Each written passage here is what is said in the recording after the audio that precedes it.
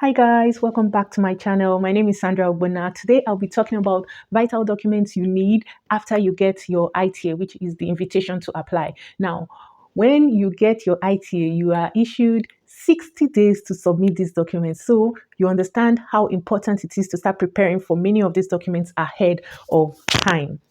So you've been issued your ITA and you're very excited. Congratulations. Woohoo!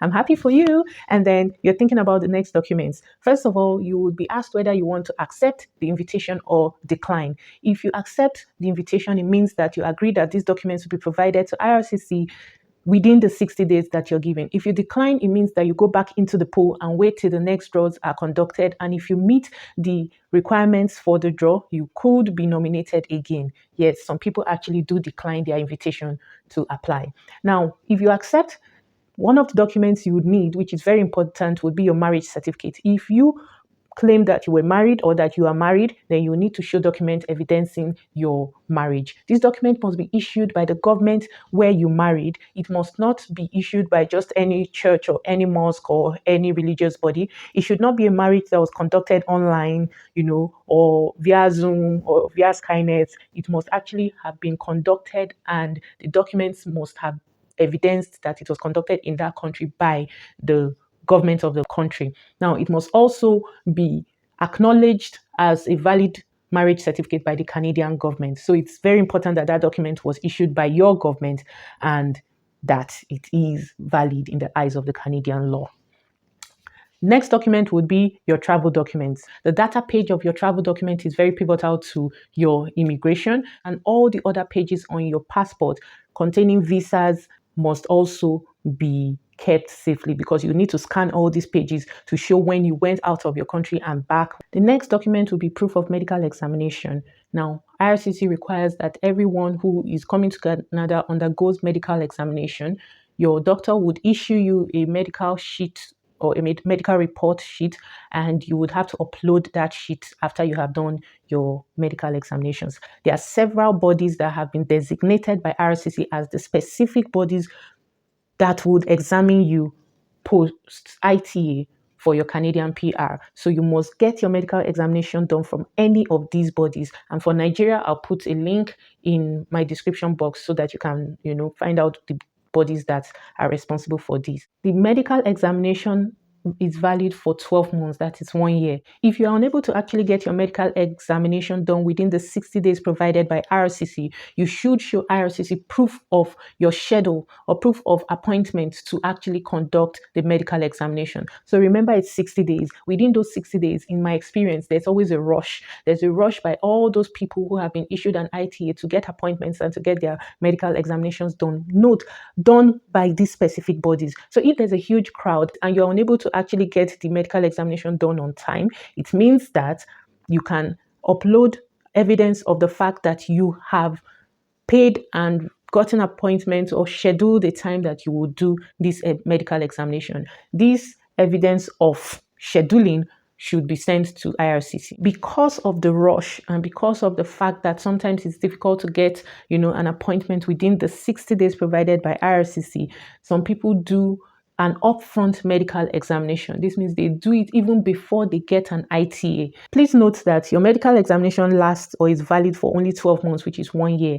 Now, the danger of doing your medical examination upfront is that it would expire quickly. And once it expires or once its validity comes to an end, you would have to do another one. So please weigh your choices carefully. Once you have paid for your medical examination, some of the tests that will be done would be blood tests, eye tests, chest x-ray tests, physical checks. If you have any medical conditions before then, please let the doctor know ahead of the evaluation. Also, if you're unable to get your medical examination done within the 60 days provided by IRCC, then you must show proof that you had actually scheduled the examination and that it will be done. Once these results are out, you can upload using an LOE, letter of explanation, explaining the situation and why you could not upload at the time and why you are uploading now.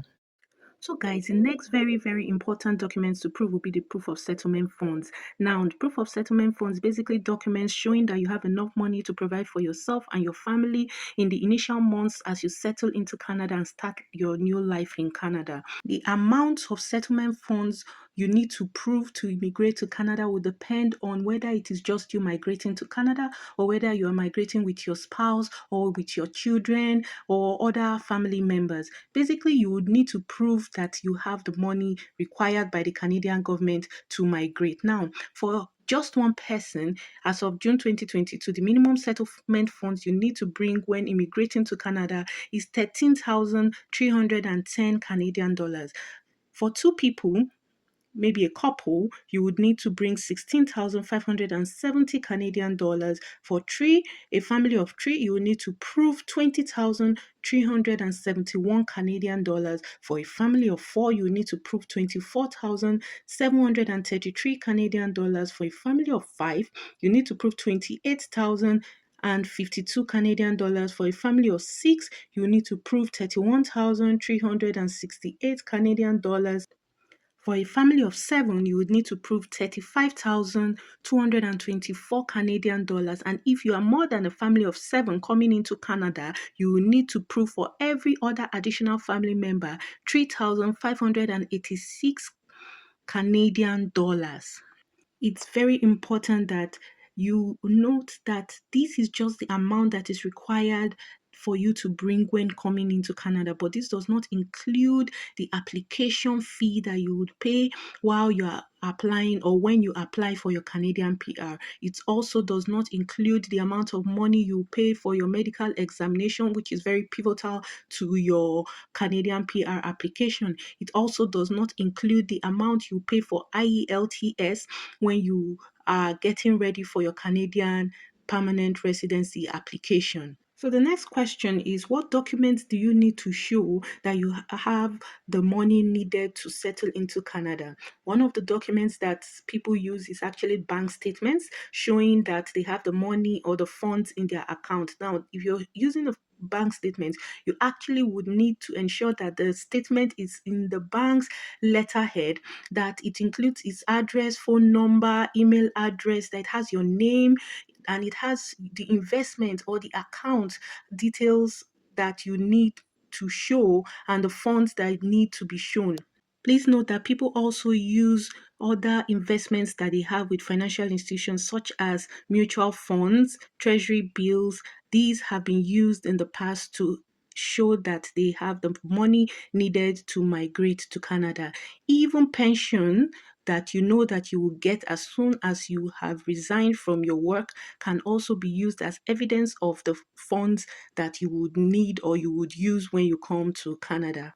In addition to that, people have also used gift deeds. This is basically where a family member, an immediate family member, such as your parents or your spouse or your siblings, gift you a large amount of money to support your immigration to Canada.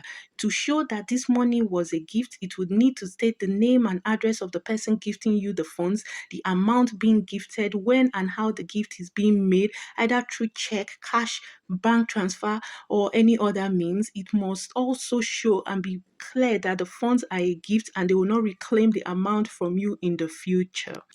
In addition to this, if you are also coming as a couple, you can use a joint account where you and your spouse have funds in it. If you are also the primary applicant, you do not necessarily have to have the proof of funds in your own account. You could have it in your spouse's account, but there will need to be a document or a letter evidencing that you have access to the funds in your spouse's account upon arrival in Canada.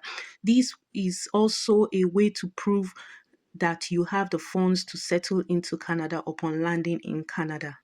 So, the proof of funds documents must only be submitted when you get your invitation to apply for Canadian permanent residency. When you create your express entry profile, you have to provide an estimate of how much money you bring to Canada.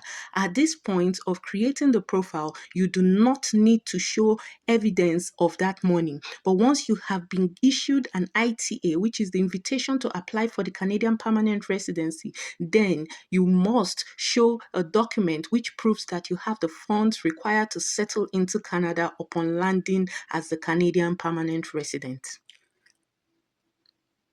Like all documents post ITA, you have only 60 days to submit this document. And this is the reason why I am doing this video. I want you to begin to understand ahead of time that you have a limited amount of time to prove your documents before submission. And so it's good to begin to gather the ones that do not need a lot of bureaucracy ahead of your getting your ITA.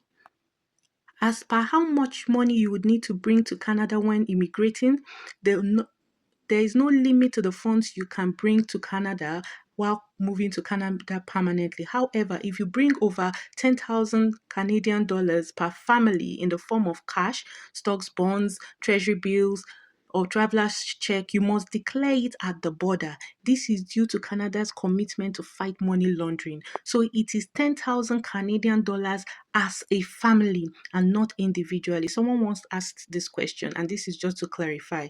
Finally, please make sure that any huge transfer of money you have into your account must be explained to IRCC upon applying for your Canadian PR, because any questionable transfer of money may cause your application to be rejected. So it is very important that if you have had a huge sum of money maybe transferred from one account to the other, please write an LOE explaining and showing that the funds were previously yours and you only moved them into this account just to be able to show the proof of funds all in one account. It's very important to do this because people's applications have been rejected because they could not explain where a large sum of money came from.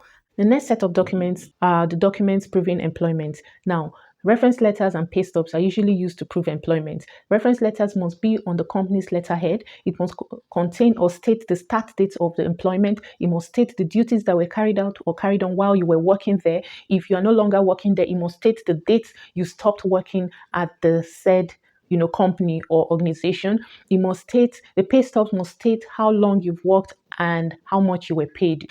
The reference letter must state your annual income, must include your name, the company's name, the company's contact address, web address, that's if the company is online. You must scan all these documents and save them as one file before you upload. The next set of documents that you would need to provide after you get your ITA are police clearance certificates or police reports.